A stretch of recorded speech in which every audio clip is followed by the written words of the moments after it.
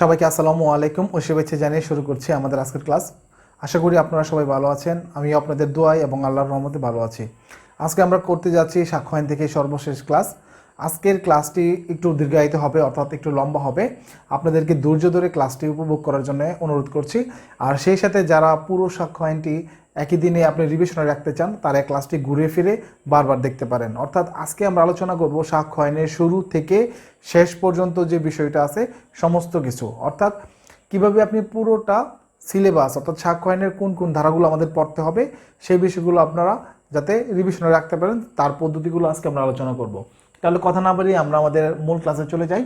আমাদের প্রথমেই থাকছে শিরোনাম, কার্যকারিতা এবং প্রয়োগ। এই সংক্রান্ত সকল প্রশ্নের উত্তর পাবেন আপনি এক ধারাতে। তারপর রয়েছে ব্যাখ্যা ও সংজ্ঞা, অর্থাৎ কিছু শব্দ আছে যেগুলো শব্দের অর্থ এবং ব্যাখ্যা, অর্থাৎ সাক্ষ্য কাকে বলে, আপনার বিচার্য বিষয় কী, প্রাসঙ্গিক বিষয় কী, এই ধরনের যে সংজ্ঞাগুলো আছে এগুলো রয়েছে আমাদের সাক্ষ্য আইনের 3 ধারাতে। তারপর হচ্ছে আদালতের একটা নীতি, সেটা হচ্ছে বিজ্ঞ আদালত অনুমান করতে পারে, অনুমান করবে এবং চূড়ান্ত প্রমাণ বলে কিছু আছে। এই সংক্রান্ত বিষয় রয়েছে আমাদের সাক্ষ্য আইনের 4 ধারাতে। এরপর রয়েছে যে সকল বিষয়ে সাক্ষ্য দেওয়া যাবে, অর্থাৎ 5 ধারাতে এই বিষয়টা আলোচনা করা আছে। আপনারা জানেন শুধুমাত্র বিচার্য এবং প্রাসঙ্গিক বিষয়ে সাক্ষ্য দেওয়া যাবে। আমি আজকে আবার আরেকটু রিপিট করে দিই। বিচার্য বিষয় হচ্ছে যে বিষয়টা আপনার নিষ্পত্তি হয়নি, যে বিষয়টা নিয়ে আদালতে সাক্ষ্য গ্রহণ হয়, অর্থাৎ যে বিষয়টা নিয়ে বিচার কার্য অনুষ্ঠিত হয় সেটাকে বিচার্য বিষয় বলে, এবং সেই বিচার্য বিষয়কে প্রতিষ্ঠিত করার জন্যে প্রমাণিত বা মিথ্যা প্রমাণিত করার জন্য যে সকল বিষয় এখানে আসে সেগুলোকে বলা হয় প্রাসঙ্গিক বিষয়। অর্থাৎ বিচার্য বিষয় এবং প্রাসঙ্গিক বিষয়ে সাক্ষ্য দেওয়া যাবে 5 ধারা। আচ্ছা, যে সমস্ত বিষয় একই কার্যের অংশ, যেগুলো দেখে মনে হয় যে আপনার পুরোপুরি একটার সাথে আর একটা রিলেটেড, প্রাসঙ্গিক, এইরকম বিষয়গুলো যে একই কার্যের অংশ হিসেবে কিভাবে প্রাসঙ্গিক হয় সেইগুলো হচ্ছে 6 ধারাতে রয়েছে। তারপর হচ্ছে একটি ঘটনার উপলক্ষ, কারণ এবং সেই ঘটনার পরিপ্রেক্ষিতে কী ধরনের পরিণাম সৃষ্টি হয় সেটা রয়েছে আমাদের 7 ধারাতে। এই যে আমরা অনেক সময় আলামতের ক্ষেত্রে 7 ধারা লিখে থাকি, কারণ এটা হচ্ছে আপনাদের পরিণাম, একটা ঘটনার পরিণামের ক্ষেত্রে কিন্তু আমরা ওই 7 ধারাটা এই জন্য ইউজ করে থাকি। আচ্ছা, তারপর রয়েছে কোনো ঘটনার ক্ষেত্রে উদ্দেশ্য, প্রস্তুতি, পূর্ববর্তী ও পরবর্তী আচরণ। আপনারা দেখবেন একটা কাজের একটা উদ্দেশ্য থাকে এবং সেটা করতে গিয়ে একটা প্রস্তুতি লাগে এবং তার আগে কিছু কাজ করা হয়, পূর্ববর্তী আচরণ, এবং ঘটনার পর একটা আচরণ সৃষ্টি হয়, যেমন ধরুন ডাকাত একদিক দিয়ে চলে যায়, এটা পরবর্তী আচরণ। এই বিষয়গুলো আলোচনা করেছিলাম আমরা 8 ধারাতে। তারপর রয়েছে 9 ধারাতে রয়েছে প্রাসঙ্গিক ঘটনার ব্যাখ্যা বা উপস্থাপনার জন্য আবশ্যক ঘটনা হিসেবে যে সকল বিষয় আদালতে প্রাসঙ্গিক হয়, এটা রয়েছে 9 ধারাতে। 10 ধারায় আমরা পড়েছি অভিন্ন অভিপ্রায়ে ষড়যন্ত্রকারীদের কথা বা কাজ। আপনারা জানেন যে একজনের অপরাধে অন্যজনকে শাস্তি হয় না, কিন্তু এটা হচ্ছে তার ব্যতিক্রম। যখন কেউ একজন ধরা খায় ষড়যন্ত্রকারীদের মাঝে, তখন একজনের কথা বা কাজ অন্যদের ক্ষেত্রে প্রাসঙ্গিক হয়। এই বিষয়টা আলোচনা করা আছে 10 ধারাতে। তারপর রয়েছে এলিবাই। আমরা সহজ ভাষায় এলিবাই বলতে 11 ধারাকে বুঝে থাকি। মূলত 11 ধারাতে এলিবাই আর অন্যান্য কিছু বিষয় রয়েছে। এলিবাই হচ্ছে আসামির জন্য শুধুমাত্র অজুহাত, আর এই ক্ষেত্রে অন্যান্য ক্ষেত্রে অর্থাৎ সাক্ষীর ক্ষেত্রেও এখানে আপনারই থাকবে অজুহাত সৃষ্টি হতে পারে, কীরকম সে ঘটনাস্থলে ছিল বা ছিল না, এই ধরনের। অর্থাৎ যে বিষয়গুলো প্রাসঙ্গিক হওয়ার কথা সেগুলো অপ্রাসঙ্গিক হয়ে যায়, আর যেটা অপ্রাসঙ্গিক হওয়ার কথা সেটা কীভাবে প্রাসঙ্গিক হয়ে যায় এই বিষয়টা আছে আমাদের 11 ধারাতে। ক্ষতিপূরণের মামলায় ক্ষতির পরিমাণ নির্ধারণ করতে যে সকল বিষয় বিচারককে বিবেচনায় আনতে হয় বা বিচারককে সেগুলো প্রাসঙ্গিক হিসেবে নিতে হয় সে বিষয়টা রয়েছে আমাদের 12 ধারাতে। তারপর রয়েছে অধিকার ও প্রথার প্রশ্ন। যখন কোনো অধিকার ও প্রথা নিয়ে প্রশ্ন উঠবে সেই ক্ষেত্রে সেটা নির্ধারণের ক্ষেত্রে যে বিষয়গুলো প্রাসঙ্গিক হবে সেটা রয়েছে আমাদের 13 ধারাতে। তারপর হচ্ছে মনের বা দেহের অবস্থা। যখন আপনার কোনো ব্যক্তির মনের বা দেহের অবস্থা আপনার বোঝানোর জন্য যে সকল বিষয় প্রাসঙ্গিক হয়ে থাকে সেই ক্ষেত্রে ওই বিষয়গুলো আলোচনা করা হচ্ছে আমাদের 14 ধারাতে। আর কোনো একটা কাজ আপনি ইচ্ছাকৃতভাবে করছেন নাকি সেটা আকস্মিক একটা দুর্ঘটনা, এটা আপনার আলোচনা করা আছে আমাদের 15 ধারাতে। এই 1 থেকে 15 আমরা প্রথম অংশে, ক্লাসের প্রথম অংশে এখানে আলোচনা করলাম। এই বিষয়ে কিন্তু আমাদের যে ক্লাসগুলো রয়েছে সেখানেও আপনারা পাবেন, অর্থাৎ সাক্ষ্য আইনের প্রথম দিকে যে ক্লাসগুলো শুরু করছি সেখানে কিন্তু এখানে অল্প অল্প বিষয় নিয়ে আলোচনা করছি, কারণ এই বিষয়গুলো একটু কঠিন। এখান থেকে মূলত 6 থেকে এই পর্যন্ত, এই 15 পর্যন্ত বিষয়গুলো একটু কঠিন। এরপর আমরা আমাদের দ্বিতীয় সেশনে দেখব, আমরা এরপর 16 থেকে আবার শুরু করব। এখন থাকছে আমাদের 16 থেকে 33 ধারা পর্যন্ত। তো আমরা একটু আলোচনা করে নেই। ব্যবসার ক্ষেত্রে কোনো রীতির অস্তিত্ব যখন প্রাসঙ্গিক হয়ে থাকে সেটা আলোচনা করা হয়েছে আমাদের 16 ধারায়। এবং স্বীকৃতির সংজ্ঞা আমরা লিখে থাকি 17 ধারা ক্ষেত্রে 17/18 অনেক সময় আমরা লিখে থাকি। আচ্ছা, যারা স্বীকৃতি করতে পারে সেটা হচ্ছে 18 ধারা। এখানে দেখবেন কিছু পক্ষের কথা বলা আছে কারা কারা স্বীকৃতি করতে পারবে। এরপর রয়েছে 19 থেকে 23 আমরা বাদ দিয়েছি, কারণ এটা আমাদের কোনোভাবেই প্রয়োজন নেই। 19 থেকে 23 পর্যন্ত আমাদের পড়ার কোনো দরকার নেই। তারপর রয়েছে প্রলোভন, ভয়ভীতি ও প্রতিশ্রুতি। এটা দিয়ে যদি কোনো স্বীকারোক্তি না হয় তবে সেটা প্রাসঙ্গিক হবে না, অর্থাৎ অপ্রাসঙ্গিক হবে 24 ধারা। তারপর সে পুলিশের কাছে প্রদত্ত স্বীকারোক্তি গ্রহণযোগ্য নয়, অর্থাৎ এটা রয়েছে 25 ধারাতে। তারপর রয়েছে পুলিশ হেফাজতে থাকাকালে যদি কোনো ব্যক্তি ম্যাজিস্ট্রেটের কাছে স্বীকারোক্তি দেয় তবে সেটা প্রাসঙ্গিক হবে 26 ধারাতে। যদি পুলিশের কাছে না দেয়, ম্যাজিস্ট্রেটের কাছে না দেয় তবে সেটা প্রাসঙ্গিক হবে না। আসামের দেওয়া তথ্য মোতাবেক যতটুকু বিষয় উদ্ধার হবে বা উদ্ঘাটিত হবে সেটা প্রমাণ করা যেতে পারে বা প্রাসঙ্গিক হবে, এছাড়া অন্য বিষয় সেটা প্রাসঙ্গিক নয়। তারপর রয়েছে প্রলোভন ইত্যাদি, অর্থাৎ 24 ধারা মোতাবেক যেটাকে এই অপ্রাসঙ্গিক করা হয়েছিল সেই বিষয়গুলো যদি বাদ দেওয়া হয়, বাদ দেওয়ার পর যদি সেটা গ্রহণ করা হয় সেটা আপনার প্রাসঙ্গিক হবে। অর্থাৎ প্রলোভন, ভয়ভীতি, প্রতিশ্রুতি এগুলো ডিলিট করার পর স্বীকারোক্তি নিলে সেটা প্রাসঙ্গিক হবে 28 ধারাতে। স্বীকারোক্তি অন্যভাবে যদি সেটা প্রাসঙ্গিক মনে হয় তবে শুধুমাত্র গোপনীয়তার প্রতিশ্রুতি বা কৌশলে প্রশ্ন করে আদায় করা হয়েছিল বা তিনি মাতাল অবস্থায় করেছিলেন, এই ধরনের যত কথাই তোলা হোক না কেন সেই স্বীকারোক্তি কী হবে, গ্রহণযোগ্য হবে, সেটা বাতিল হবে না। এটা রয়েছে আমাদের 29 ধারাতে। তারপর হচ্ছে যৌথ বিচারের সময় একক, যৌথ বিচারের সময় যদি কেউ একক স্বীকারোক্তি দেয় সেটা হবে না, অর্থাৎ বা এককের সময় যৌথ স্বীকারোক্তি দিলে সেটা কাজ হবে না। অর্থাৎ অন্যকে জড়িয়ে আপনার একা বিচার হচ্ছে, আপনার একার দায় স্বীকার করতে হবে। আপনার যদি যৌথ বিচার হয় তাহলে আপনার সকলেরটাই স্বীকার করতে হবে। এই বিষয়টা রয়েছে আমাদের 30 ধারাতে। তারপর হচ্ছে আপনি স্বীকারোক্তি দিলেই সেটার ভিত্তিতে আপনার শাস্তি হবে না, হ্যাঁ, এই বিষয়টা রয়েছে আমাদের 31 ধারাতে। অর্থাৎ স্বীকৃতি চূড়ান্ত প্রমাণ নয়, এই স্বীকারোক্তি কিন্তু স্বীকৃতিরই একটা অংশ, এই জন্য স্বীকৃতি চূড়ান্ত প্রমাণ নয়। এটা আলোচনা করা আছে আমাদের 32 ধারাতে, 31 ধারাতে। 32 ধারাতে আলোচনা করা আছে নিখোঁজ ব্যক্তি যাকে খুঁজে পাওয়া যায় না বা দূরবর্তীতে আপনার চলে গেছে, তাকে হাজির করা কষ্টসাধ্য ব্যাপার বা ব্যয়বহুল একটা বিষয়, এই সকল সাক্ষীদের সাক্ষ্য গ্রহণযোগ্য হবে 32 ধারা মূলে। এখানে মৃত্যুকালীন জবানবন্দি সহ আরও কিছু বিষয় রয়েছে, আপনার পড়ে দেখবেন এখানে। তারপর রয়েছে আমাদের যে সাক্ষ্য পরবর্তী পর্যায়ে, অর্থাৎ 32 ধারায় যাদের আপনার সাক্ষ্য গ্রহণযোগ্য হয়, এই একই মামলার পরবর্তী কোনো পর্যায়ে কিংবা একই ঘটনা নিয়ে যদি অন্য কোনো মামলা থাকে সেক্ষেত্রে সেগুলো প্রাসঙ্গিক হবে। এই বিষয়টা রয়েছে আমাদের 33 ধারাতে। এখন আমরা যাব আমাদের পরবর্তী সেশন, অর্থাৎ 33-এর পরবর্তীতে আর কি রয়েছে আজকে আমাদের।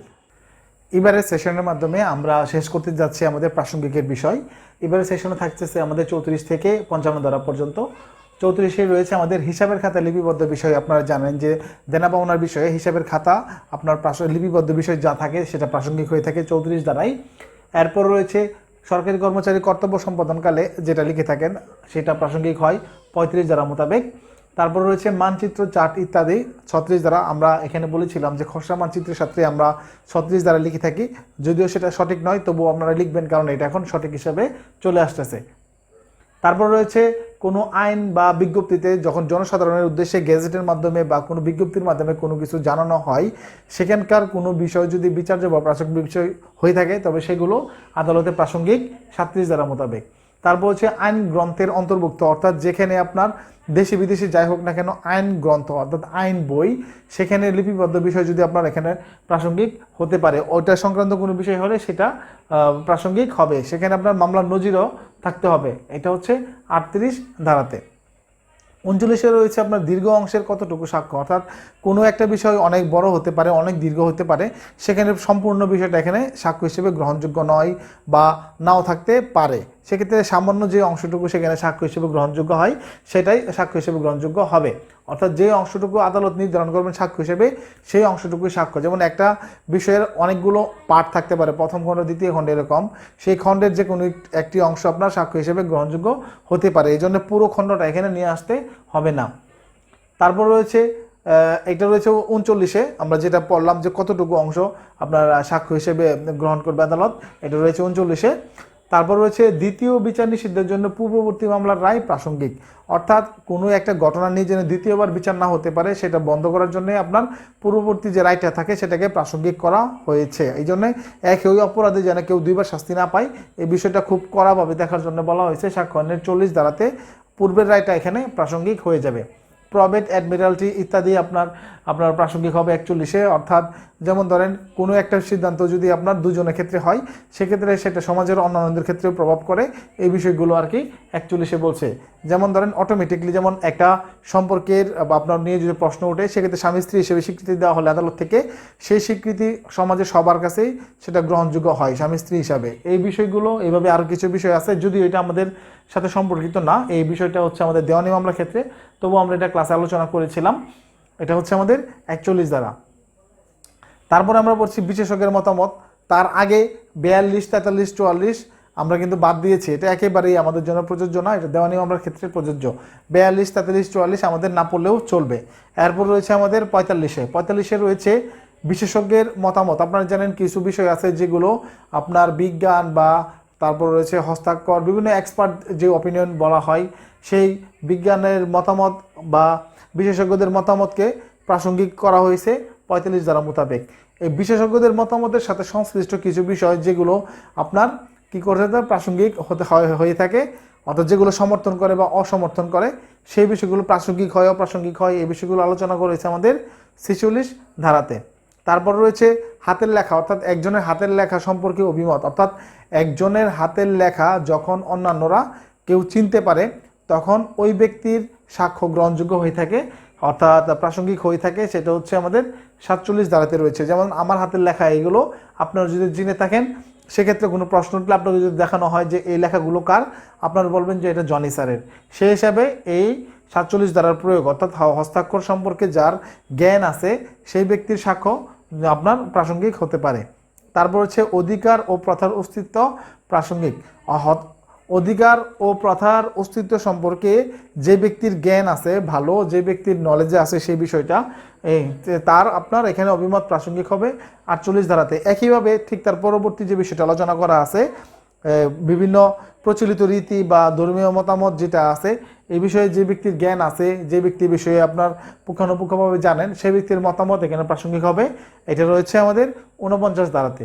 তারপর রয়েছে আত্মীয়তার সম্পর্ক, কোনো ব্যক্তির সাথে কোনো ব্যক্তির কী সম্পর্ক, এই ধরনের যদি কোনো প্রশ্ন হয়, সেক্ষেত্রে যারা তাকে চিনে বা তার পরিবারের সদস্যদের যে যদি কেউ বলে, যে ব্যক্তি জানে, সেই ব্যক্তির মতামত প্রাসঙ্গিক হবে এই আত্মীয়তার সম্পর্কে। এটা রয়েছে আমাদের 50 ধারা। মতামতের হেতু, অর্থাৎ একজন বিশেষজ্ঞকে যখন এই 45 ধারা মোতাবেক তার প্রাসঙ্গিক করা হয়, সেই ব্যক্তিকে যে জিজ্ঞাসাবাদ করা যাবে না তা কিন্তু না, তাকে জিজ্ঞাসাবাদ করা যাবে। সেই ব্যক্তি মতামত পর্যন্ত পৌঁছাতে গিয়ে যেই সকল বিষয়ের সেই সহযোগিতা নিয়েছে, ওই বিষয়গুলো আদালতে তিনি ব্যাখ্যা করতে পারবেন এবং সেগুলো প্রাসঙ্গিক হবে। এটা রয়েছে আমাদের 51 ধারাতে। এরপরে আমরা 52, 53, 54, 55 এই 4টা বিষয় রয়েছে আমাদের। চরিত্র কীভাবে প্রাসঙ্গিক হয় সেটা একটু ভালো করে খেয়াল করবেন। দেওয়ানি মামলার ক্ষেত্রে চরিত্র তেমন গুরুত্ব নাই, একেবারে যে নাই তা না, হালকা কিছু আছে। দেওয়ানি মামলার ক্ষেত্রে আপনার চরিত্র তেমন গুরুত্বপূর্ণ ভূমিকা রাখে না, এই বিষয়টা রয়েছে আমাদের 52 ধারাতে।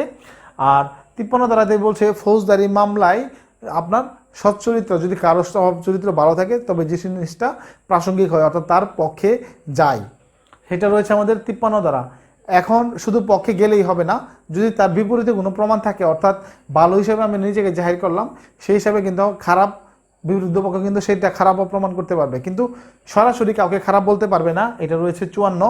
যদি 53 ধারায় কাউকে ভালো বলা হয়, তবে 54 ধারার দ্বিতীয় মোতাবেক আপনার তাকে খারাপও প্রমাণ করা যাবে। এটা রয়েছে 54 ধারায়, সেটা প্রাসঙ্গিক হবে। তারপরে রয়েছে আপনার এই দেওয়ানি মামলার ক্ষেত্রে যখন ক্ষতিপূরণের মামলা করা হয়, সেই ক্ষতিপূরণ মামলায় আপনার বাদীর চরিত্রের যে একটা প্রভাব থাকে, সেই প্রভাবটা হচ্ছে আপনার প্রাসঙ্গিক হয় এই 55 ধারা মোতাবেক। অর্থাৎ একজন বাদীর চরিত্রের মাধ্যমে কিন্তু তার ক্ষতিপূরণের কিছু বিষয় আপনার ফুটে ওঠে, এই বিষয়টা রয়েছে 55 ধারাতে। এই ছিল আমাদের এই প্রাসঙ্গিকের বিষয়। প্রাসঙ্গিক আমরা কিন্তু পড়লাম যে পদ্ধতিগুলো আছে আমাদের 55 থেকে আমাদের এটা হবে আমাদের 6 থেকে 55। এই 6 থেকে 55 এই কথাটা কিন্তু আমি অনেকবার আপনাদেরকে বলছি যে এই বিষয়টা খুব ভালোভাবে মনে রাখবেন। আপনাদের সাক্ষ্য আইনের মা বাপই হচ্ছে এই জায়গায়, অর্থাৎ এই 6 থেকে 55টা যদি আপনারা ক্লিয়ার করতে পারেন, তাহলে এর পরের যে বিষয়গুলো আছে সাক্ষ্য আইনে তেমন আর কঠিন কোনো কিছু না, এই 6 থেকে 55। আর যদি আরও গুরুত্বপূর্ণ হিসেবে ভাগ করতে চান, আপনি 6 থেকে 16 এই পর্যন্ত আপনি আরও গুরুত্বপূর্ণ হিসেবে ভাগ করতে পারেন, ভেরি ভেরি ইম্পর্টেন্ট। 6 থেকে 16 হচ্ছে সবচেয়ে গুরুত্বপূর্ণ, এটা একটু কঠিন বিষয়। এইভাবে যদি আপনারা সাক্ষ্য আইনটা পার্ট বাই পার্ট শিখেন তাহলে দেখবেন আপনার কাছে সাক্ষ্য আইনটা অনেক মজার এবং অনেক সহজ লাগতেছে।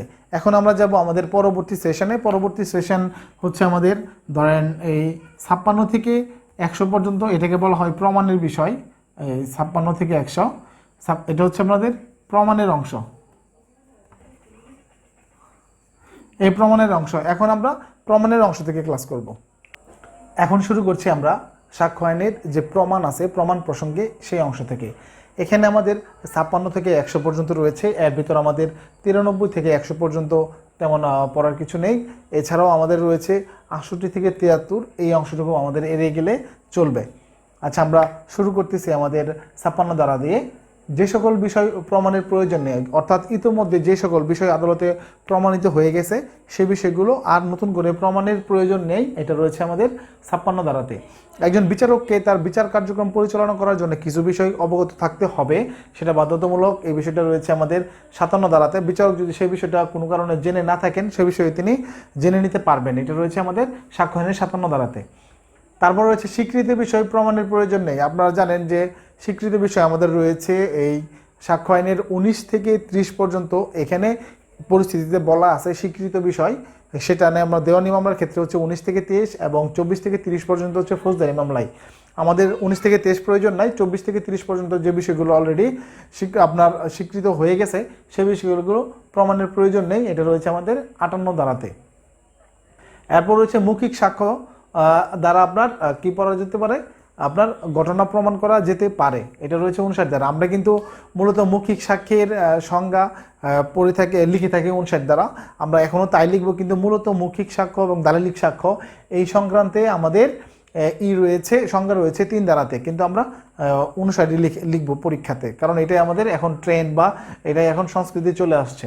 তারপর হচ্ছে আপনার মৌখিক সাক্ষ্য প্রত্যক্ষ হইতে হবে, অর্থাৎ একটা মৌখিক সাক্ষ্য সবসময় প্রত্যক্ষ হইতে, আমি যা দেখছি, আমি যা নিজের কানে শুনছি, অর্থাৎ আমি নিজে যা দেখছি শুনছি অনুভব করছি সেই বিষয়ে শুধুমাত্র আমরা প্রত্যক্ষ সাক্ষ্য দিতে পারবো মৌখিকভাবে, এটা রয়েছে 60 ধারাতে। দলিলের বিষয়বস্তু আপনি প্রমাণ করতে পারবেন একটি দলিলের মাধ্যমেই, এটা বলা আছে আমাদের 61 ধারাতে। সেক্ষেত্রে আপনার 2 ধরনের সাক্ষ্যের আপনি উপস্থাপন করতে পারবেন, একটা হচ্ছে প্রাথমিক সাক্ষ্য, একটা হচ্ছে মাধ্যমিক সাক্ষ্য। প্রাথমিক সাক্ষ্য এবং মাধ্যমিক সাক্ষ্য এই দুইটার বিষয়ে আলোচনা করা আছে কিন্তু 62 এবং 63 ধারাতে, সংজ্ঞাও কিন্তু আপনারা এখানেই পাবেন। প্রাথমিক সাক্ষ্য মূলত এই যে মূল যে বিষয়টা সেটাই, অর্থাৎ যে বিষয়টা মূল দলিল সেটাকে বলা হয় প্রাথমিক সাক্ষ্য, এবং সেখান থেকে বিভিন্ন প্রক্রিয়ায় প্রস্তুতকৃত জাবেদা নকল বা ফটোকপি এই ধরনের বিষয়কে বলা হয় মাধ্যমিক সাক্ষ্য, এটা রয়েছে আমাদের 63 ধারাতে। এরপর আমরা পড়েছিলাম প্রাথমিক সাক্ষ্য দ্বারা দলিল প্রমাণ 64 ধারা, অর্থাৎ প্রাথমিক সাক্ষ্য দ্বারা দলিল প্রমাণ, অর্থাৎ আপনার 65 এবং 66 ধারাতে মাধ্যমিক সাক্ষ্যের ব্যবহার কথা বলা আছে। সেই মাধ্যমিক সাক্ষ্যের ব্যবহার যেখানে যেখানে বলা আছে সেটা ব্যতীত অন্যান্য সকল ক্ষেত্রে আমাদের কি লাগবে, প্রাথমিক সাক্ষ্য লাগবে, অর্থাৎ মূল দলিলটা লাগবে। এবং 65 এবং 66 দুইটা মিলে মূলত মাধ্যমিক সাক্ষ্যের ব্যবহার। যেমন দলিল সম্পর্কে মাধ্যমিক সাক্ষ্য দেওয়া যাবে কোন কোন ক্ষেত্রে, এটি স্পষ্টভাবে বলা আছে 65 ধারাতে, এবং 66 ধারাতে দলিল উপস্থাপন অর্থাৎ মাধ্যমিক দলিল উপস্থাপনের জন্য যে নোটিশ প্রক্রিয়া দেওয়া আছে সেটা রয়েছে আমাদের 66 ধারাতে। তার মানে 64 ধারাই বলতেছে দলিল সম্পর্কে প্রাথমিক সাক্ষ্য কোন ক্ষেত্রে বাধ্যতামূলক, এবং 65 ধারায় রয়েছে কোন ক্ষেত্রে মাধ্যমিক সাক্ষ্য হলেও সাক্ষ্য দেওয়া যাবে। এরপর রয়েছে 67 ধারা, এটি মূলত আমরা ভিডিও ক্লাসে করিনি। 67 ধারাটি এটা আমরা পরবর্তীতে অ্যাড করছি। এটা হচ্ছে যে আপনার দলিলে যে ব্যক্তি স্বাক্ষর সে ব্যক্তি স্বাক্ষর প্রমাণ করার মাধ্যমে একটা বিষয় প্রমাণ করা যেতে পারে। যেমন ধরেন আমাদের সিজার লিস্ট, সেই সিজার লিস্টে যাদের স্বাক্ষর থাকে সেই স্বাক্ষর প্রমাণের মাধ্যমে আপনি একটা বিষয় প্রমাণ করতে পারবেন 67 ধারা। এরপর থেকে 68 থেকে আমরা বাদ দিয়েছি 68 থেকে 73 এই পর্যন্ত আমরা বাদ দিয়েছি, মূলত এটা আমাদের প্রয়োজন নেই। 93 থেকে 100, 68 থেকে 73 এটা আমাদের সম্পূর্ণ দেওয়ানি মামলার ক্ষেত্রে সরাসরি প্রযোজ্য। এছাড়াও এখান থেকে আমরা মনে 2-1টা বিষয় আমি আপনাদের ভিডিও ক্লাসে দিয়েছিলাম, তবুও সেগুলো আপনারা দেখে নিতে পারেন। আচ্ছা, সরকারি দলিল, আপনারা জানেন যে সরকারি দলিল বলতে কী বোঝায় আমরা সুস্পষ্টভাবে বুঝতে পারতেছি, সার্বভৌম একটি প্রতিষ্ঠান বা যেখানে আপনার রাষ্ট্র কর্তৃক যে প্রতিষ্ঠানগুলো পরিচালিত হয় সেখানে, এবং সরকারি দলিল সমূহ সরকারি অফিস কর্তৃক, এবং ধরেন বেসরকারি দলিলও হইতে পারে, মানে ব্যক্তিগত দলিলও আপনার যখন সেটা সরকারি পর্যায়ে সংরক্ষণ হয়ে যাবে তখন সেটা সরকারি দলিল হয়ে যাবে। আচ্ছা, এই সরকারি দলিল বিষয়ে আলোচনা করা আছে আমাদের 74-এ আপনারা পড়বেন। ক খ গ ঘ এভাবে দেওয়া আছে কি কি বিষয়ে সরকারি দলিল হিসেবে ঘোষণা করা হয়েছে। তারপর রয়েছে বেসরকারি দলিল, অর্থাৎ সরকারি দলিল ব্যতীত অন্যান্য যতগুলো দলিল আছে সবগুলো দলিলই আমাদের হচ্ছে বেসরকারি দলিল। তারপর রয়েছে আমাদের এই 76 থেকে আমরা বাদ দিয়েছি 90 পর্যন্ত, 76 থেকে 90 এটাও আমাদের প্রয়োজন নেই। 76 থেকে 90 আমাদের প্রয়োজন নেই, আমরা পড়বো 91 এবং 92 শুধুমাত্র দুটো দ্বারা। এই দুটো দ্বারার মাধ্যমে আপনার কি প্রশ্ন আসতে পারে এরকম যে প্রমাণ করুন দালিলিক সাক্ষ্য দ্বারা মৌখিক সাক্ষ্য কিভাবে বর্জন করা হয়। এক্ষেত্রে উত্তর হচ্ছে 91-92। যেমন দালিলিক সাক্ষ্য দ্বারা মৌখিক সাক্ষ্য বর্জন করা যায়, যেমন দালিলিক সাক্ষ্য আসলে মৌখিক সাক্ষ্যর আর কোনো ভ্যালু থাকে না, অর্থাৎ 1 টন মৌখিক স্বাক্ষর চাইতে 1 আউন্স দালিলিক সাক্ষ্যের মূল্য বেশি। এই নীতিটা হচ্ছে 91 দ্বারা। 92 দ্বারা আমরা পড়ছি এই যে দালিলিক সাক্ষ্য যদি কোনো ক্ষেত্রে করা হয়, সেই ক্ষেত্রে যদি কোনো পরিবর্তন সংশোধনী বিভিন্ন জিনিস আনয়ন করা হয়, সেক্ষেত্রে মুখে বললে হবে না, সেটাও আমরা দালিলিকভাবে করতে হবে। এই বিষয়টা রয়েছে আমাদের 92 দ্বারা। এরপর 93 থেকে 100 আমাদের প্রয়োজন নেই। 101 থেকে আমাদের শুরু হয়েছে অন্য একটা বিষয়, অর্থাৎ সাক্ষ্য উপস্থাপন এবং ফল এটা বিষয়। প্রমাণের দায়িত্ব মূলত শুরু হয়েছে 101 থেকে, আমরা এরপরে সেশনে দেখব 101 থেকে। তাহলে এই ছিল আমাদের সাক্ষ্য আইনের যে দ্বিতীয় অংশটা আমরা পড়েছিলাম বিভিন্ন ক্লাসে 56 থেকে 100 পর্যন্ত। সেই 56 থেকে 100 পর্যন্ত এই আমাদের আলোচনা। এখন আমরা যাচ্ছি নেক্সট। এখন আমরা আলোচনা করব প্রমাণের দায়িত্ব থেকে। প্রমাণের দায়িত্বের প্রথমে রয়েছে আমাদের 101 দ্বারা। এখানে রয়েছে প্রমাণের দায়িত্ব, অর্থাৎ প্রমাণের দায়িত্ব জিনিসটা কি, যখন যার উপর যেটা আপনার বাধ্য তিনি প্রমাণ করতে, সেটাই হচ্ছে প্রমাণের দায়িত্ব, এবং যিনি রায় কামনা করে থাকেন তাকে আপনার বিষয়টা দায়িত্ব নিতে হয়। এটা রয়েছে আমাদের 101 ধারাতে। তারপর রয়েছে সাক্ষ্য দেওয়া না হলে যিনি মামলার ঠগার কথা, এটা মূলত দেওয়ানি মামলার ক্ষেত্রে প্রযোজ্য হয়, তারপরও আমরা শিখিয়ে রাখছি 102। তারপর রয়েছে হচ্ছে নির্দিষ্ট ঘটনা প্রমাণের দায়িত্ব, অর্থাৎ কোনো নির্দিষ্ট ঘটনা যে ব্যক্তি জানেন তাকে সেটা প্রমাণ করতে হবে, এটা রয়েছে 103 ধারাতে। তারপর সাক্ষ্য গ্রহণযোগ্য হিসাবে প্রমাণ করতে অন্য একটা বিষয় যখন প্রমাণ করতে হয়, একটা হচ্ছে 104-এ। 103-এর একটা উদাহরণ হচ্ছে যখন আমরা এলিবাই সম্পর্কে কোনো কিছু বোঝাতে চাই, অর্থাৎ এখানে আমি ছিলাম না, অর্থাৎ অন্য কোথাও ছিলাম, সেটা প্রমাণের দায়িত্ব তাকেই বহন করতে হয় 103-এ। আর 104-এর যে বিষয়টা সাক্ষ্য গ্রহণযোগ্য কোনো, অর্থাৎ মূল জিনিসটা হারাই গেছে, আমি মাধ্যমিক সাক্ষ্য হাজির করতে চাই, সেটা আপনার হারানোর বিষয়টা আগে প্রমাণ করতে হবে, কিংবা মৃত্যুকালীন যেমন প্রমাণের ক্ষেত্রে ওই ব্যক্তির মৃত্যুটাকে প্রমাণ করতে হবে। এটা হচ্ছে 104। এই দায়িত্বটা কার উপর পড়বে সেই বিষয়টা। এরপর হচ্ছে মামলা ব্যতিক্রমের, অর্থাৎ পেনাল কোড সহ অন্যান্য আইনের যে বিষয়টা আসলে অপরাধের মাঝে পড়ে না, এটা একটি ব্যতিক্রমের মাঝে পড়ে, সে বিষয়টা যদি কেউ দাবি করে তবে তাকে সেটা প্রমাণ করতে হবে 105 দ্বারা। তারপর রয়েছে 106-এ কোনো বিষয় কারো অবগতি, কোনো বিষয় যদি কোনো ব্যক্তির কোনো বিশেষ অবগতির মাঝে থাকে তবে তাকে সেটা প্রমাণ করতে হবে। যেমন ধরেন অতি পরিচিত একটা উদাহরণ, ট্রেন ভ্রমণ, রেল ভ্রমণের, বাস ভ্রমণ, যেই টিকিটের যাই কথা বলেন না কেন, এরকম বিভিন্ন টিকিট সংক্রান্ত বিষয় হতে পারে, আর অন্যান্য বিষয় আছে। কোনো বিশেষ যদি কারো অবগতি থাকে তবে তাকে সেটা প্রমাণ করতে হবে 106। তারপর হচ্ছে যাকে আমরা 30 বছর যাবৎ আপনার জীবিত জানি, তাকে যদি কেউ আপনার মৃত প্রমাণ করতে চায় তবে যে ব্যক্তি মৃত দাবি করবেন তাকে সেটা প্রমাণ করতে হবে 107। এবং যাকে আমরা 7 বছর যাবৎ মৃত হিসেবে জানি, যার সাথে পারিবারিক কোনো সম্পর্ক নাই, সেই ব্যক্তিকে যদি কেউ জীবিত দাবি করে তবে তাকেই প্রমাণ করতে হবে 108। এরপরে রয়েছে আপনার সম্পত্তির অংশীদারিত্ব, বিভিন্ন ধরনের ধরেন রাজা প্রজা, তারপর আপনার মালিক কর্মচারী, এই ধরনের যে সম্পর্ক আছে, এই সম্পত্তি সংক্রান্ত বিষয়ে সম্পর্ক, এই বিষয়ে প্রাসঙ্গিক আপনার হবে এই 109 ধারাতে। এইটা প্রমাণের দায়িত্ব রয়েছে 109-এ। তারপর হচ্ছে মালিকানা প্রমাণ, অর্থাৎ আমার কাছে কোনো বিষয় আছে, সেটা যদি আপনি দাবি করেন যে আপনার, তবে আপনাকে প্রমাণ করতে হবে, এটা হচ্ছে 110। 100 রয়েছে সক্রিয় আস্থার দ্বারা সম্পর্ক, অর্থাৎ বাবা ছেলের সম্পর্ক হতে পারে, এরকম কিছু সক্রিয় আস্থা যেখানে আপনার থাকে ভালোবাসার সম্পর্ক, আস্থার সম্পর্ক, সেটা প্রমাণের দায়িত্ব তাদের 111।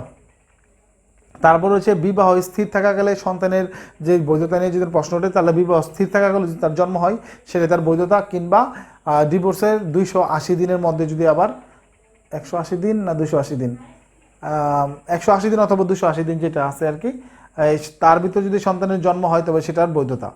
তারপর হচ্ছে 113 আমাদের প্রয়োজন নাই। তারপর রয়েছে হচ্ছে আদালত কর্তৃক কতিপয় বিষয়ে অস্তিত্ব অনুমান করতে পারে, অর্থাৎ ওই যে 4 দ্বারা ক্ষেত্রে আমরা পড়ছেন যে আদালত অনুমান করবে, অনুমান করতে পারবে। আদালত যখন অনুমান করবে, অনুমান করতে পারবে যখন যার উপর সেটা পড়বে যে আপনাকে প্রমাণ করতে হবে যে আদালতের অনুমানটা সঠিক নয়, এটা প্রমাণ করতে হবে ওই ব্যক্তিকেই। এটা রয়েছে আমাদের 114 ধারাতে। এই ছিল 101 থেকে 114 পর্যন্ত আমাদের অনুমান সংক্রান্ত বিষয়। আর এরপরে রয়েছে আমাদের ধরেন 115, 116, 117 এই তিনটা বিষয় আমাদের প্রয়োজন নেই। 115, 16, 17 আমাদের প্রতিবন্ধ হিসেবে আছে যেগুলো, সেই বিষয়গুলো এখানে আলোচনা করা হচ্ছে। এটার সাথে আমাদের ফৌজদারি মামলার কোনো প্রয়োগ নেই, সেজন্য আমরা 115, 16, 17 পড়ব না। এখন আমরা শুরু করব তারপর থেকে 118 থেকে। আজকের ক্লাসটি একটু বড় হচ্ছে, আমরা ধৈর্য সহকারে আরও ক্লাসটি করব, অর্থাৎ একই দিনে আমরা শেষ করতে চাচ্ছি। আমরা চলে যাচ্ছি মূল পর্বে, আপনারা মনোযোগ দিয়ে দেখুন। প্রথমে রয়েছে কে কে সাক্ষ্য দিতে পারবে, এটার আমরা আলোচনা করেছিলাম 118 ধারাতে। আমরা জানেন যে সাক্ষীর যে যোগ্যতা, প্রত্যেক ব্যক্তি সাক্ষ্যদানের যোগ্য যদি সে ব্যক্তি আদালতের প্রশ্ন বুঝে উত্তর দিতে পারেন।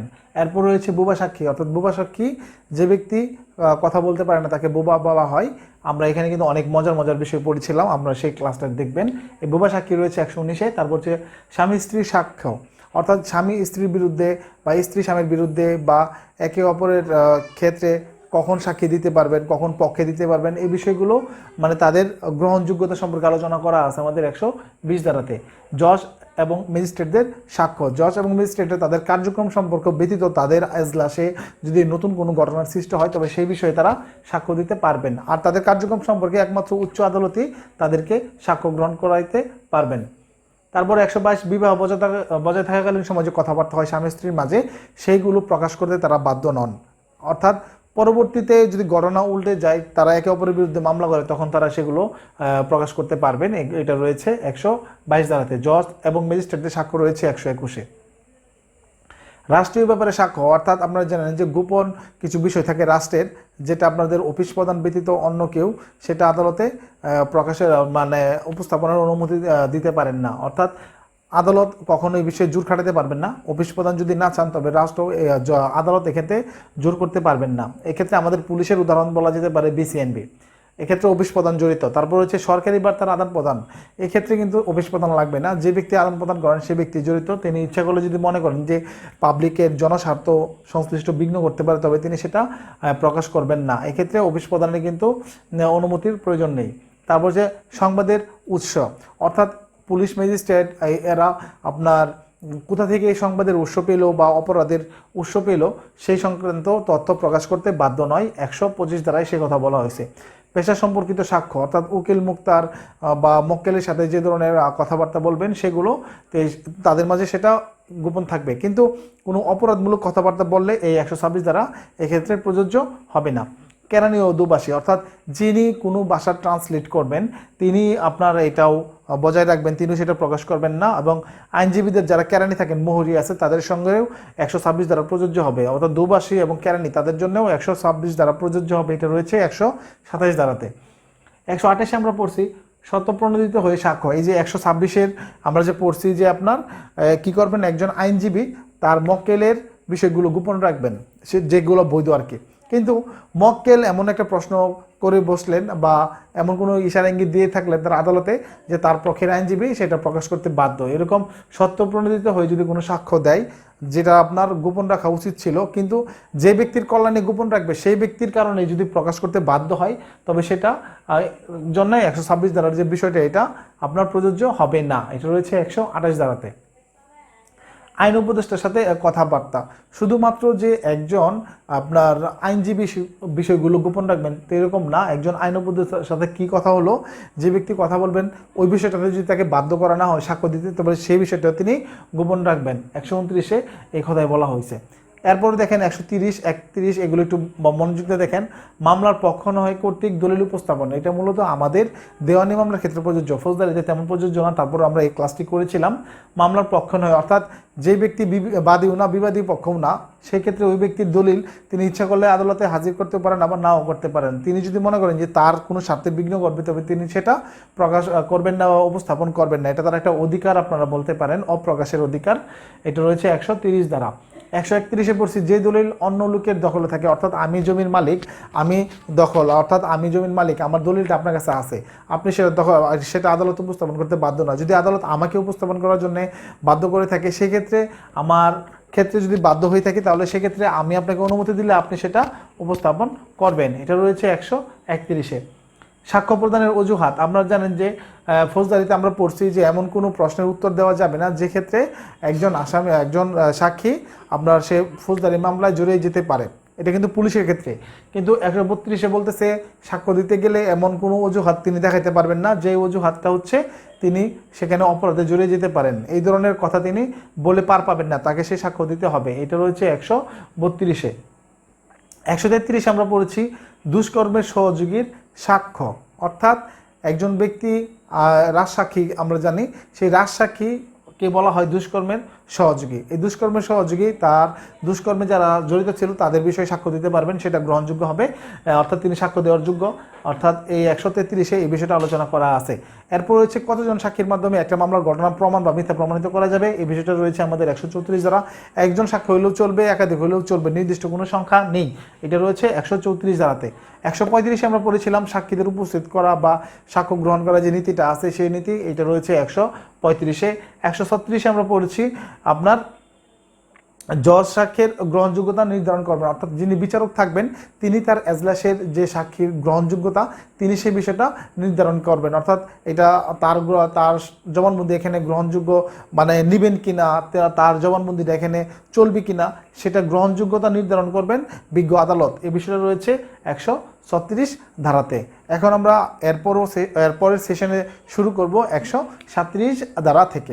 একটু বিরক্ত হচ্ছেন মনে হয়, আজকের ক্লাসটা একটু লম্বা, তবুও আমাদের ধৈর্য ধরে ক্লাসটি করতে হবে। এই সেশনে আমরা থাকতেছে 137 থেকে 150 পর্যন্ত। এখানে আমরা আলোচনা করেছিলাম জবানবন্দি, জেরা এবং পুনর্জবানবন্দি। আপনারা জানেন যা বলা হয় আগে, যে পক্ষ আহ্বান করে সেই ব্যক্তি যখন জিজ্ঞেস করে তখন সেটা জবানবন্দি, তার বিরুদ্ধ পক্ষ যখন আবার জিজ্ঞেস করে সেটা হয় জেরা, জেরার পর যদি আদালতের অনুমোদন সাপেক্ষে আবার তাকে জবানবন্দি নেওয়া হয় সেটা হচ্ছে পুনর্জবানবন্দি। এটা রয়েছে 137-এ। এরপর রয়েছে সাক্ষ্য গ্রহণের ক্রম, অর্থাৎ সিরিয়ালটা, অর্থাৎ প্রথমে জবানবন্দি তারপর জেরা তারপর পুনর্জবানবন্দি হতে পারে, এটা হচ্ছে আপনার 138-এ। এরপর হচ্ছে দলিল উপস্থাপনের জন্য আহত ব্যক্তিকে জেরা, অর্থাৎ যে ব্যক্তিকে দলিল উপস্থাপনের জন্য সমন দেওয়া হয়েছে সেই ব্যক্তি দলিল উপস্থাপন করাই তার দায়িত্ব, তাকে আপনি সাক্ষী হিসেবে তলব না করলে তাকে আপনি জেরা করতে পারবেন না, এটা রয়েছে 139। অর্থাৎ তাকে জিজ্ঞাসাবাদ করতে হলে তাকে সাক্ষী হিসেবে আদালতে ডাকতে হবে। এরপর হচ্ছে চরিত্র সম্পর্কে সাক্ষ্য, চরিত্র সম্পর্কে যে প্রশ্নগুলো আছে সেগুলো আপনার বিষয় রয়েছে 140-এ। এরপর রয়েছে ইঙ্গিতবাহী প্রশ্ন রয়েছে আমাদের 141। আপনারা জানেন যেটা ইঙ্গিত দিয়ে থাকে কোনো প্রশ্নের উত্তরের, সেটা হচ্ছে ইঙ্গিতবাহী প্রশ্ন 141-এ। আপনার ইঙ্গিতবাহী কখন করা যাবে না, যখন আপনার জবানবন্দি গ্রহণ করা হবে বা পুনর্জবানবন্দি গ্রহণ করা হবে তখন আপনি সেখানে আপনার ইঙ্গিতবাহী প্রশ্ন করতে পারবেন না। যদি বিরোধী পক্ষ আপত্তি না করে তবে আপনি করতে পারবেন, অর্থাৎ আপত্তি করলে আপনি করতে পারবেন না। আর যখন করা যাবে, যখন আপনি জেরা করবেন কোনো আসামিকে, সেই জেরার সময় বা কোনো সাক্ষীকে, সেই সাক্ষীকে জেরা করার সময় আপনি তার ইঙ্গিতবাহী প্রশ্ন করতে পারবেন। 143 লিপিবদ্ধ বিষয় সম্পর্কে সাক্ষ্য রয়েছে 144-এ, অর্থাৎ কোনো দলিল সম্পর্কে কোনো বক্তব্য দিতে হলে সেই দলিলটা আদালতের কাছে থাকা দরকার। এই পক্ষে যদি আপনার দ্বিতীয় পক্ষের থেকে কোনো আপত্তি না থাকে তবু আদালত নিজে থেকে বলতে পারেন যে দলিল সম্পর্কে সাক্ষ্য নিতে হলে আগে দলিলটা হাজির করা হোক, তারপর সেই সাক্ষ্য নেওয়া হবে। এটাও মূলত আমাদের দেওয়ানি মামলার ক্ষেত্রে। তারপরও আমরা জানলাম। তারপর রয়েছে 145 পূর্ববর্তী লিখিত বিবৃতি সম্পর্কে জেরা, অর্থাৎ পূর্বে যদি কোনো লিখিত বিবৃতি দিয়ে থাকেন সেই সম্পর্কে জেরা করা যেতে পারে। যেমন ধরেন এজাহার একটা লিখিত বিবৃতি, সেটা পূর্বে দেওয়া হয়, সেই সম্পর্কে জেরা করা যায় 145-এ। তারপর হচ্ছে জেরায় আইনসঙ্গত প্রশ্ন করতে হবে, আপনি আইনসঙ্গত ব্যতীত প্রশ্ন করতে পারবেন না, অর্থাৎ আইনসঙ্গত প্রশ্ন করতে হবে জেরার সময়, এটা রয়েছে 146-এ। তারপর হচ্ছে সাক্ষীকে যখন উত্তরদানে বাধ্য করা যাবে, জেরার সময় সাক্ষীকে উত্তরদানে বাধ্য করা যাবে, এটা 147-এ। এই যে আমরা একটু আগে পড়ে আসলাম 132-এ, আপনাদের সেই বিষয়টা নিশ্চয়ই মনে আছে যে কীরকম করতে হবে, যে তাকে বাধ্য করতে হবে, অজুহাত চলবে না, এরকম জেরার সময় অজুহাত চলবে না, এটা রয়েছে 147। ছোটো করে 132 লিখে রাখছি আপনাদের সুবিধার্থে। তারপর রয়েছে আমাদের যখন প্রশ্ন করতে হবে উত্তর দিতে বাধ্য করতে হবে তা আদালত নির্ধারণ করবেন, অর্থাৎ এই যে 147-এর যে বিষয়টা বাধ্য করা যাবে জেরার ক্ষেত্রে, সেক্ষেত্রে আদালত তাকে বাধ্য করবেন যে আদালত সেখানে করবেন, আপনার একজন আইনজীবী হিসেবে তাকে বাধ্য করবেন না, আদালতই বলবেন যে আপনি এটা উত্তর দেন, এটা রয়েছে 148-এর। যুক্তিসঙ্গত কারণ ব্যতীত প্রশ্ন করা যাবে না, অর্থাৎ আপনি জেরার সময় ইচ্ছা মতো যা খুশি তাকে প্রশ্ন করবেন সেটা হবে না, আপনাকে যুক্তিসঙ্গত প্রশ্ন করা যাবে, আপনাকে তাকে আপনার কি অযৌক্তিক কোনো প্রশ্ন করতে পারবেন না, এটা রয়েছে 149। এরপরেও যদি আপনি আদালতের নির্দেশ অমান্য করে অযৌক্তিক প্রশ্ন করেন, সেক্ষেত্রে আদালত সেই আইনজীবীর বিরুদ্ধে প্রয়োজনীয় ব্যবস্থা নিতে পারবেন, এটা রয়েছে 150 ধারাতে। এইগুলো কিন্তু আপনাদের জানতে হবে। অর্থাৎ আপনি যখন সাক্ষ্য দিতে যাবেন, তখন যদি আপনার বিরুদ্ধে এরকম বলা হয় অপ্রাসঙ্গিক প্রশ্ন করে বা অযৌক্তিক প্রশ্ন করে, সেক্ষেত্রে আপনি কি করবেন, তাকে আপনি করতে পারবেন, আদালতের কাছে কমপ্লেন করতে পারবেন। সেই আদালত 150 ধারা মোতাবেক তার বিরুদ্ধে প্রয়োজনীয় ব্যবস্থা নেবেন। হাইকোর্ট বা তার যে কর্তৃপক্ষ আছে তার কাছে সেটি অবগত করবেন। এই ছিল 137 থেকে 150। এখন আমরা তার পরবর্তী সেশনে যাব। দেখতে দেখতে আমরা ক্লাসের প্রায় শেষ পর্যায়ে চলে এসেছি। অর্থাৎ এই সেশনটি আমাদের আজকের ক্লাস শেষ হচ্ছে। প্রথমেই রয়েছে অশ্লীল ও কুৎসামূলক প্রশ্ন। অর্থাৎ একেবারে প্রয়োজন ব্যতীত, অর্থাৎ বিচার্য বিষয়কে প্রমাণ করার জন্য যে বিষয়টা বা প্রাসঙ্গিক বিষয়, সেটা একদম ওতপ্রোতভাবে জড়িত কোনো বিষয়কে প্রমাণ করা ব্যতীত অন্য কোনো উদ্দেশ্যে আপনার অশ্লীল বা কুৎসামূলক প্রশ্ন করা একেবারেই যাবে না। তবে ওই ক্ষেত্রে না হলেই নয়, শুধুমাত্র ওই ক্ষেত্রেই আপনি করতে পারবেন 151 ধারা। অপমান ও উত্ত্যক্ত করার জন্য প্রশ্ন করা যাবে না, এটা রয়েছে 152 ধারাতে। সত্যবাদিতার জন্য প্রশ্ন করা হলে উত্তরদানের বিষয়ে সাক্ষ্য গ্রহণ বর্জন 153। অর্থাৎ কোনো বিষয়ে প্রশ্ন করা হলে সেখানে যদি উত্তর দেওয়া হয়, সেই উত্তরের অংশটাকে নতুন করে আর প্রমাণ করার প্রয়োজন নেই, এটা রয়েছে 153 ধারা। কোনো পক্ষ কর্তৃক নিজের সাক্ষীকে প্রশ্ন করা, সাধারণত নিজের পক্ষের সাক্ষীকে প্রশ্ন করা হয় না, তার জবানবন্দি গ্রহণ করা হয়। কিন্তু যখন সেটা করা হয় তখন সেটাকে বলা হয় আপনার কি, যে বিরুদ্ধ পক্ষ, অর্থাৎ শত্রু সাক্ষী বা বৈরী সাক্ষী, এটা রয়েছে 154 ধারাতে। 155-তে রয়েছে সাক্ষীর বিশ্বাসযোগ্যতা সম্পর্কে অভিশংসন করা। অর্থাৎ একজন সাক্ষীর বিশ্বাসযোগ্যতা কিভাবে আপনার অভিশংসন করা যায়, তার বিশ্বাসযোগ্যতা নষ্ট করা যায়, সে বিষয়টা আলোচনা করা আছে আমাদের 155 ধারাতে। 156-তে রয়েছে প্রাসঙ্গিক বিষয় সমর্থন করার জন্য উদ্দেশ্যমূলক প্রশ্ন। অর্থাৎ কোনো একটা বিষয় যেটা প্রাসঙ্গিক, সেটাকে সমর্থন করার জন্য অন্য একটা বিষয়ে সাক্ষ্য গ্রহণ করা যেতে পারে। আমরা সাধারণত প্রথমে পড়ে আসছি যে আমাদের বিচার্য এবং প্রাসঙ্গিক বিষয়ে সাক্ষ্য গ্রহণ করা যায়। এই ক্ষেত্রে আমরা 156-তে একটু পড়তেছি, একটু ব্যতিক্রম। সেটা হচ্ছে প্রাসঙ্গিক এবং বিচার্য বিষয় ব্যতীতও আমাদের যে বিষয়টা প্রাসঙ্গিক বিষয়কে সমর্থন করে, সেই বিষয়টাতেও আপনি সাক্ষ্য গ্রহণ করতে পারবেন। তার মানে কি, সমর্থনমূলক সাক্ষ্য, অর্থাৎ প্রাসঙ্গিক বিষয়কে সমর্থন করতেছে এরকম একটা বিষয়ে আপনি সাক্ষ্য গ্রহণ করতে পারবেন বা প্রশ্ন করতে পারবেন 156।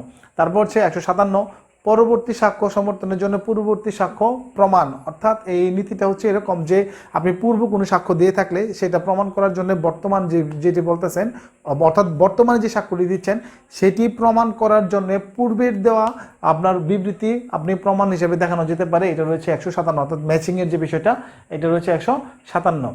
তারপর যে 32 ও 33 দ্বারা যুক্তি খণ্ডন, এটা এইভাবে নাই, বই আসলে অন্যভাবে দেওয়া আছে। আমি মূলত আপনাদের বোঝার সুবিধার্থে এই 158 দ্বারা এইভাবে লিখেছি যে 32 বা 33 দ্বারা যুক্তি খণ্ডন। অর্থাৎ 32 বা 33 দ্বারা যুক্তি খণ্ডন বলতে এখানে এটা বোঝানো হয়েছে যে ওইটা মূলেই শুধুমাত্র আপনার নির্ধারণ করা যাবে না বিচার কার্যক্রম, ওইটার প্রেক্ষিতে, অর্থাৎ মৃত্যুকালীন জবানবন্দির প্রেক্ষিতেও আমাদের যুক্তি থাকলে আপনি সেটা উপস্থাপন করতে পারবেন। যেমন ধরুন, উদাহরণ আমি বলেছিলাম যে আপনার মৃত্যুকালীন জবানবন্দি দিল যে আমি তাকে খুন করেছি। এখন দেখা গেছে যে ওই ব্যক্তি, যে ব্যক্তি খুন করছে, সেই ব্যক্তি হুবহু দেখতে আমার মতোই, কিংবা আমার যমজ ভাই হতে পারে, কিংবা আমার রূপ ধারণ করে কোনো ব্যক্তি খুন করতে পারে। সেক্ষেত্রে যদি যুক্তি খণ্ডন করার মতো কোনো কিছু থাকে তবে যুক্তি খণ্ডন করতে পারবেন। এই বিষয়টা রয়েছে 158। এই ক্লাসগুলো করে আসবেন যারা বিস্তারিত শিখতে চান। আজকের ক্লাসটা মূলত শিরোনামগুলো আপনাদেরকে পড়া। তারপর হচ্ছে স্মৃতি পুনর্জীবিত করার জন্য অনুলিপি ব্যবহার। অনুলিলি হয়ে গেছে এখানে, এখানে হবে অনুলিপি। এটা রয়েছে 159। 159-এর মূল বক্তব্যটা হচ্ছে আমরা সিডি কেস ডায়েরির সাথে পড়ি, আসলে মূলত এটা আপনার সমস্ত কিছু সরকারি দলিলের যে বিষয় অনুলিপি আছে সেটা বোঝাবে 159। এই 159 মূলে আপনি যেগুলো স্মৃতি পুনর্জীবিত করার জন্য দেখবেন সেই বিষয়ে আপনি সাক্ষ্য দিতে পারবেন, এটা রয়েছে 160 ধারাতে। যখন আপনি 160 ধারা মোতাবেক সাক্ষ্য দিবেন তখন আপনার কী করতে, আপনার বিরুদ্ধ পক্ষের একটা অধিকার জন্মাবে, তারা সেটা আপনাকে দেখতে পারবেন এবং সেই বিষয়ে আপনাকে জেরাও করতে পারবেন। 161-তে সেই অধিকার তাদের রয়েছে। দলিল উপস্থাপন, অর্থাৎ যে বিষয়টা রাষ্ট্রীয় বিষয় না বা সরকারি বিষয় না, অর্থাৎ 122, 23, 24 আপনারা পড়ছেন যে বিষয়গুলো আছে, ওই রকম ক্ষেত্র ব্যতীত যদি কোনো দলিল সম্পর্কে আপনার সমন দেওয়া হয় বা নোটিশ দেওয়া হয়, সেক্ষেত্রে তিনি সেটা দলিল উপস্থাপন করবেন। 162। তারপরে রয়েছে 163-তে উপস্থাপিত দলিল সম্পর্কে সাক্ষ্য, অর্থাৎ যে রকম দলিল আদালত উপস্থাপন করা আছে সেই দলিল সম্পর্কে সাক্ষ্য গ্রহণ করা যেতে পারে। 163। উপস্থাপনে অস্বীকার করলে সাক্ষ্য, অর্থাৎ একটা বিষয়ে কখন দলিল যদি আপনার উপস্থাপন করার জন্য নোটিশ দেওয়া হয়, সেটা যদি নোটিশ না আদালতে হাজির না করা হয়, পরবর্তীতে আদালতের অনুমতিক্রমে বা বিরুদ্ধ পক্ষের অনুমতি ছাড়া সেই বিষয়ে আর সাক্ষ্য দেওয়া যাবে না। এটা রয়েছে 164। 165তে রয়েছে হচ্ছে বিচারক কর্তৃক ক্ষমতা। বিজ্ঞ আদালতের যে বিচারক থাকেন তিনি কোনো কিছু উপস্থাপন করার জন্য বা সাক্ষ্য গ্রহণ করার জন্য বা কোনো প্রশ্ন করার তিনি ক্ষমতা রাখেন। এই বিষয়টা রয়েছে 165। 166তে আমরা পড়েছিলাম জুরি বা অ্যাসেসর। এটা আমাদের আদৌ প্রয়োগ নেই, জুরি বা অ্যাসেসর আমাদের দেশে প্রয়োগ নাই। তারপর আমরা জানে রাখি যে বিচার কার্যে এরকম বোর্ড গঠন করা হয়, সেক্ষেত্রে তারা যে জুরি বোর্ড গঠন করা হয় তারা প্রশ্ন করতে পারবেন একইভাবে। যে 165 যে ক্ষমতা তারা প্রয়োগ করতে পারবেন, 166তে যারা নিযুক্ত হবেন তারা। তারপর সর্বশেষ দ্বারা 167 সাক্ষ্য আইনের সর্বশেষ দ্বারা এখানে রয়েছে অন্যায়ভাবে যদি কোনো সাক্ষ্য গ্রহণ করা হয় এবং কেউ যদি সেটা অভিযোগ করে, তবে উচ্চ আদালত আপনার সেই কেসটা দেখবেন, অর্থাৎ তিনি পর্যালোচনা করবেন যে এখানে 10 জন সাক্ষী সাক্ষ্য নেওয়া আছে, যদি 2 জনের কারণে আপনার এই বিচার কার্যক্রমটা বাতিল করা হবে না। এই বিষয়টা আপনার সামান্য ভুলের কারণে যেন বিচার কার্যক্রম বাতিল করা না হয়, বা এই বিষয়টা রয়েছে 167 ধারাতে, সাক্ষ্য আইনের 167 ধারাতে। আমাদের এই দীর্ঘ ক্লাসটি আপনাদের রিভিশন হিসেবে থাকতেছে। আপনারা যারা সাক্ষ্য আইনটি শেষ করেছেন এবং শুরু থেকে শেষ পর্যন্ত যারা সাক্ষ্য আইনের বিভিন্ন ক্লাসগুলো দেখেছিলেন, তারা এই ক্লাসের মাধ্যমে পুরো সাক্ষ্য আইনটাকে আপনারা রিভিশনে রাখতে পারবেন। এই ক্লাসটি তেমন আলোচনা করা হয়নি, শুধুমাত্র শিরোনাম এবং খুব হালকার উপরে ঝাপসা আপনাদেরকে একটু ধারণা দেওয়া হয়েছে। আশা করি আপনাদের এই ক্লাসটি উপকারে আসবে, এবং এই ক্লাসটি আপনাদের বলতে যতটুকু না কষ্ট হয়েছে, আমার তার সাথে বেশি কষ্ট হয়েছে বোর্ডে সমস্ত সাক্ষ্য আইনটিকে লিখার ক্ষেত্রে আমার পরিশ্রম করতে হয়েছে বেশি। আশা করি এই পরিশ্রম যদি আপনাদের একটু সফলতা এনে দেয়, তবে সেটি আমার সার্থকতা বয়ে আনবে। তো আজকের মতো আমাদের এই পর্যন্তই, দেখা হবে আমাদের পরবর্তী কোনো ক্লাসে। সেই পর্যন্ত আল্লাহ আমাদের সবাইকে হেফাজতে ও মঙ্গল রাখুন, আমিন।